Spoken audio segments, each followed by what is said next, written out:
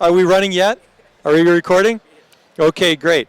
We're here at MEAC 2005, and it's my honor to be with a wonderful family business. And we're here with Jack Long and his son Steve, and we're going to talk a bit about the history of the Canadian music industry and Jack here. So, how are you, Jack? I'm just fine. So, let me ask you first. I want to start off by asking you, when did you first start your music career? My playing career, or my playing career started in high school when I was 13 years old. So And, that's a long time ago. and what were you playing then? Trumpet. How long ago was it? No, don't tell Well, it's no secret. I was born in 1929, so that would have been around 1942. us. A depressing year, but you made it better. That's right. Yeah, That's good. the depression started to go downhill when I came along.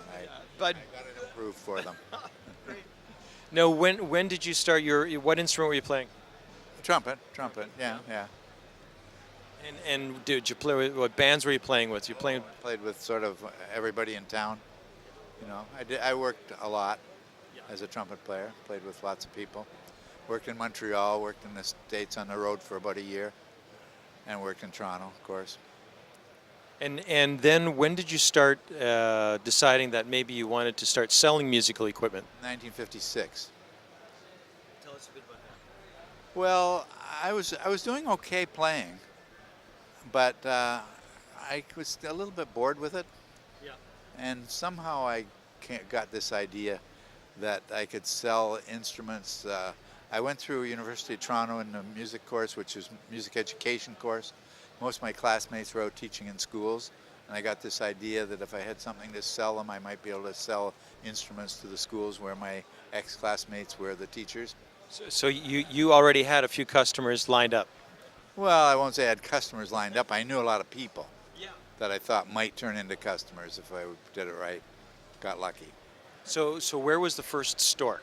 First store wasn't a store. It was on the second floor of an old house at 100 Carlton Street. It was a big old house that had been divided into music studios. It was all music teachers, and this space had become vacant. So it was 2 rooms, not very big.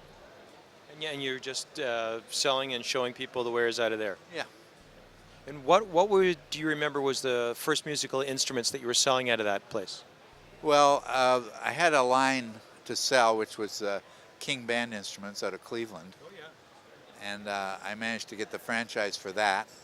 And I think my first order was four trombones and 2 trumpets. The reason it was 4 trombones, they had a new model called the 3B, which I think is still around, and it was quite sort of revolutionary. And I thought if I had 4 of those, I could run them around to my friends and maybe sell some. And I got 2 trumpets because I was a trumpet player, and they had a fairly decent trumpet. And I wanted to get one for myself so I'd know what I was selling. Now that when did you move from that studio space to something bigger? About a year. We were there about a year, and then moved to 803 Yonge Street in 1957. It was a real store, a very small one, but a real store. Was there any other music stores around at the time, or how many? Yeah. It was Whaley Royce, Shelton Sherwood, Len Davies, Boddington, Yeah. Greens. It was And what was the music business like at that time? well. It was a lot of most of our business in those days was the pro and semi-pro players who played in the various dance bands. There was a lot of dance bands around, and a lot of people played in them. Of course, my partner that joined me about 6 months after I started was Jack McQuaid, who was a very well-connected drummer. So that kind of put us into the drum business. We sold a lot of drums in the early stages, partly because nobody was, well, there was a store called Drummer's Paradise, but they'd been around a long time and they were a little tired. Yeah. And between Jack's connections and I guess our enthusiasm, we started selling quite a lot of drums. Which was the Long and McQuaid, or the L&M as we know today. Right, yeah, exactly. And when did you move from there? We were at 803 Yonge Street for quite a lot of years. We expanded. We took over next door. We moved there in 1957. Yeah, I said that. We took over next door. We took over space across the street. We took over some space upstairs across the street, across the little side street Collier. And eventually we moved out of there in '72 and moved to Bloor Street, Bloor and near Spadina, where we remained for another 15 years. Now, where did Pete Traynor come along and the whole concept of building your own equipment? Pete was a customer who one day we were stuck to get some repairs done, and he said, I can repair amps. And I said, can you really? And he said, yeah. And I said, well, go back and repair them then. There's a pile back there looking for repairs. He came to me about 3 or 4 weeks later, and he said, I've got a band I used to play in that wants me to build them a set of columns. And I said, what are columns? And he said, it's a vertical box you put speakers in and so on and so on. And I said, can you build them? And he said, I think so. I said, well, why don't you build them and we'll sell them to them. So he did, and the band was on the road when he finished them. So they were waiting in the store. And the store, of course, wasn't very big. You could a traditional swing a cat in it. Couldn't swing a cat in it. And they sat in the store waiting for the band to come back off the road, and people came in and said, what are those? And I said, they're columns, man. Don't you know what columns are? Which I didn't know myself 2 weeks earlier. But you said it well and made them believe it. Well, and they said, oh, what do you do with those? And ended up, we all of a sudden had a little business in Pete building the columns in the back of the store. Approximately what year was that? This was '63. And then so that it started off in the back of the store. Yeah. Okay, when did it develop to bass amps? Because he said, I noticed, we were renting things even then. He said, I noticed you always run out of bass amps to rent. And I said, we seem to every weekend. He said, I think I could build some that would be okay for rental. Yeah. And I said, well, why don't you do it? So he built 4, and people rented them. And then somebody said, hey, not a bad amp, how much to buy it? So we had to figure out a price, and we did, and people bought them. So then we said, well, let's get this thing organized. And Pete said he'd like to participate. So we made a separate company called Yorkville Sound, which was named after the street, which was right across from the store. We were looking for a name, and we looked around. How about Young Street? No, how about York? Yeah, that sounds nice. So it was Yorkville Sound. And I was in the back of the store for about 1.5 years. And then we moved down to Dundas and Parliament, where we got a little more almost real industrial space. It was an old kind of decrepit factory building, and we were there for another 2 years till we moved further along Dundas, where we were for another few years. And then we moved up to a real industrial building up in Scarborough in 1972. And when you were back then, when you were on Yonge Street, did you ever have any kind of vision that things would grow the way they did? Yeah. Good for you. Tell us about that. Well, I remember the day. I almost remember the day. And I remember because I was playing a gig at a place called the Rosedale Golf Club. It was a Friday. And Pete had just come up with a new bass amp, or I guess a little change. And we had a number of people in, other bass players came in to try it this Friday afternoon. And they were all quite impressed with it. Hey, this is really nice, and so on. And closed the store at 6, and I was driving to this gig. And I remember driving up and thinking, this could be really something. This doesn't need to just be Pete making the odd column and the odd amp for somebody. This could really turn into a company. And I remember thinking that was actually the day that occurred to me, and that's occurred to me ever since. Well, that's great that you had the vision, and there's been literally, I guess, tens of thousands of musicians that are using Yorkville product today. I hope so. Yeah. Do you ever have any memories of any customers that would come back to you and things like that, and any feelings on all of the guys that have been purchasing from you and over the years? Of course, most of the customers that I would remember would be the Long McQuaid customers. Yeah. And I have a lot of stories about that, but a lot of them aren't. I wouldn't want to repeat them in public. We're not showing this tape to anybody. Well, so, oh no, it wouldn't get anywhere. No, heaven forbid. Needless to say, some of our earlier customers were very interesting people. I think I'll just leave it at that. Give us one interesting story. Mention no names, and don't worry about the internet. I don't know. I think maybe I shouldn't do that. But you had a great time with a lot of the history of the music in the city. Yeah, we were right there in in the heyday of the local rock bands and so on. And they were a nice bunch of guys. You know, they're mostly a little younger than I was, because by then I was like in my, you know, early mid 30s. Oh, that's very old, Jack. Yeah, but most of these kids that were in these bands were like 20, 22, 19, 22, 23. And some of them had their problems, but mostly they were really nice kids. What bands do you remember having, you know, good times with their events? Any bands that stick out that you can think of? Oh, well, you know, Robbie Lane and the Disciples and the Big Town Boys and the Silhouettes and it goes on and on. I could, with a few minutes, I could probably come up with 20 names. And now, when did we're gonna move on in time to this fella beside you? so yeah, him. Do you want to introduce him to us? Well, this is my son Steve.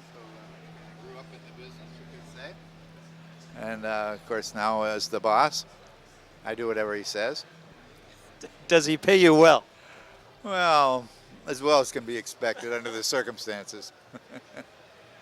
How do you feel, Steve, about being part of this? And I guess you look up to your dad and you think about how proud you are to be part of this organization, everything he built. Well, it's a lot of fun. It's always a challenge, and you know, there's a lot of good things going on in the company, and we do, I think, a lot of good things for a lot of people. A lot of long-term employees and a lot of long-term customers. So it's very satisfying from a people point of view. You know, it's when you get to a point where we are company-wise. You know, Jack and I always say that our job is really now a personnel job. You know, like originally, you know, you were maybe involved in sales, or you were involved in purchasing, or, you know, marketing or whatever, but it gets to the point where the company's, you know, has 1,000 employees, and our job is really just to keep those 1,000 employees happy and pointed in the right direction. So The right pegs in the right holes, which is that's the challenge. most of our time talking about, actually. Yeah, and that's why the job's never boring, because people are never boring. There's always something new with people.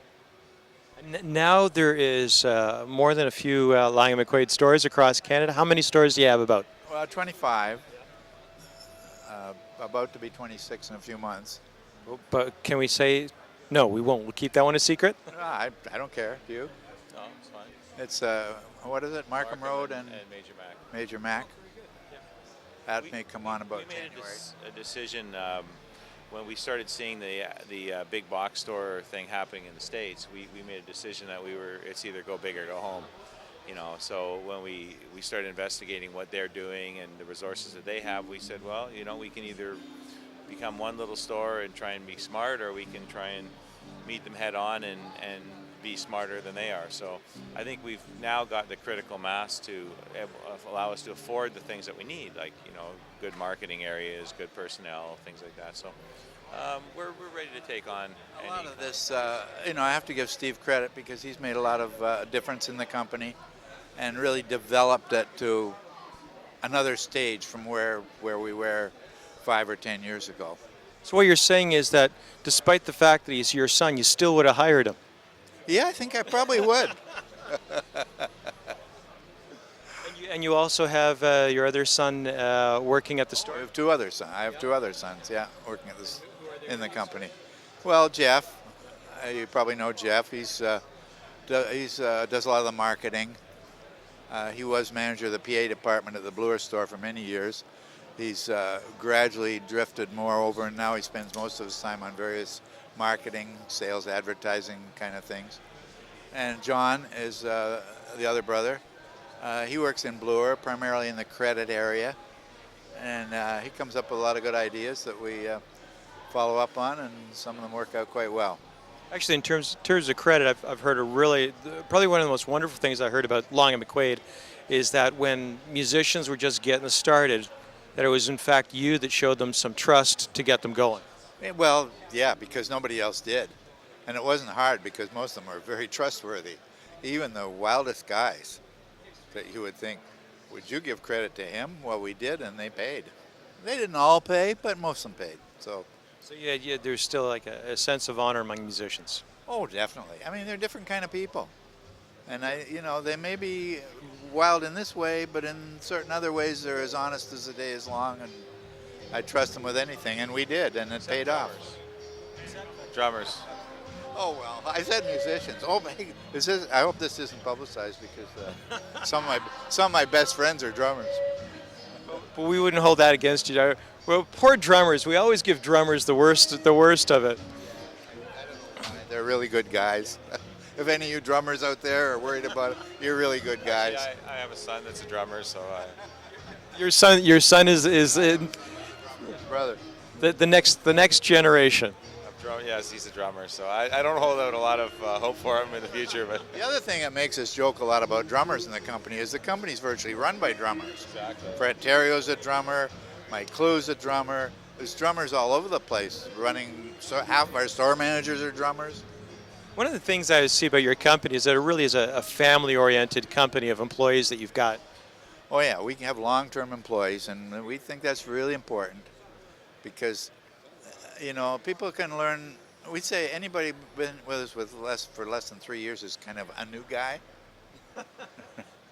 And we've got people that have been with us long enough that you don't have to explain a lot of things. They understand because they've been around. They've been through so many discussions and so on that they just understand the same things we do. So you don't have to spend a lot of time explaining stuff. And there's a sense of loyalty where the Long family is actually extended. Seems to be. Yeah, seems to be. And we like that. And now you also have a daughter? Oh, 3 daughters. 3 daughters. None of them are in the business. Smart girls, are they? Very smart. Well, listen, I want to thank both of you very, very much for giving us just a few minutes of your time to be able to get a bit of the history of music. And I want to say special thanks to Jack. It really is an honor. I know that you've helped so many musicians and you've gotten so many people a fair start. And Steve, you are continuing the tradition of a good, decent company. It's been fun. Thank you. thanks, Jerry. You don't have to get that close, Steve.